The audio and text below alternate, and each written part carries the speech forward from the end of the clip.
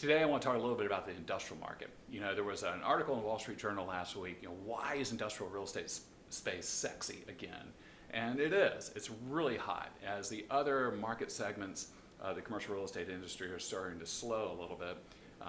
There's a lot of people running into the industrial arena, and for really good reasons.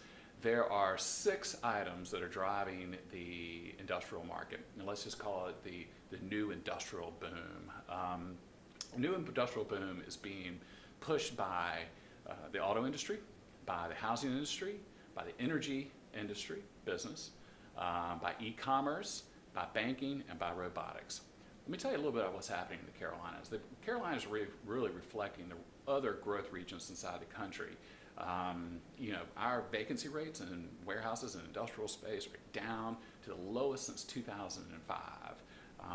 We're around 6.7% here in Charlotte, slightly lower up in Raleigh, and overall around 11 or 12%. And that's including Class A, B, and sometimes some C product, depending on who's calculating it. The next factor that's impacting this business here locally is just construction cost. And because construction costs continue to increase, and it's the price of steel, it's the price of labor, it's the price of concrete, the rents are going up. So we got rents at an all-time high. The past 3 years, they're up about 17%, depending on which type of product inside the overall industrial classification you're talking about. That's a big jump. At Brennan, we've got about 225 buildings. As we look across the portfolio, we're seeing a couple of trends that are really interesting with all of our tenants. One is the amount of robotics. Every one of our manufacturers is investing in robotics. That's a lot of money, and it's allowing for a lot of production to be moving from overseas back into the United States, and that's going to really push this next boom that's occurring. The next factor is that there's no more sublease space. We would go into a distributor who, during the downturn, and they may be in 250,000 square feet, but they're trying to sublease a third of it. And or you would just see that instead of racking, they've got everything laying around on the floor. We go into spaces now and people are busting at the seams. The tenants really don't have any more room for distribution space, and so their efficiency has increased by about 30%, and that's interesting. So I want to talk a little bit about what's driving this boom, and I mentioned before, number one was the auto industry. We're seeing this in the Carolinas in a big way. Just go down to Greenville and just look at the amount of growth that's happening around the BMW plant.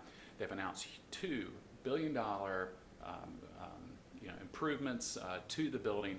They're cranking out BMWs as quickly as they possibly can, and all of the suppliers around that are benefiting from it. The second factor, and we see this very much around the Carolinas, is housing. Everybody knows that housing's tight in the Carolinas, and especially in places like Charlotte and other urban areas. And those mattresses, those plumbing fixtures, those 2x4s, the contractors and the suppliers, they all need distribution space. They all need a place to work, and that's a very large part of our industrial base here in the Carolinas. The next one is just energy.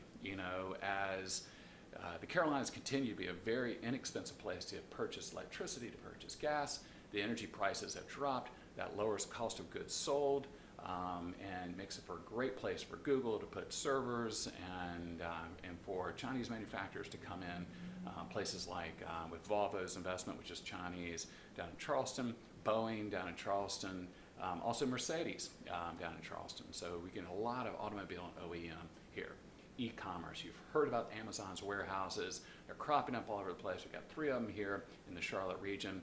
Get ready for one to be in your backyard. Perhaps it will be the old Harris Teeter around the corner as retailers start to look at adding dock doors as they turn into distribution facilities. If you're going to get your next day delivery by Amazon, if you want your fresh steak or your fresh vegetables ordered same day and delivered same day, they're going to have distribution buildings as close to the residential areas as possible. So don't turn your nose up at a good distribution building in your backyard, please. The next factor is banking. The banking system is strong, it's robust, it's allowing manufacturers here in the country to invest in robotics and additional space. And the last item is just robotics. It's affecting everything, and it's definitely affecting items right here in the Carolinas as far as manufacturing. So, this has been a whole lot of fun talking to you about it. I think it's going to be a great kind of future here for the Carolinas. We've got a really good industrial run going for the next 10 years.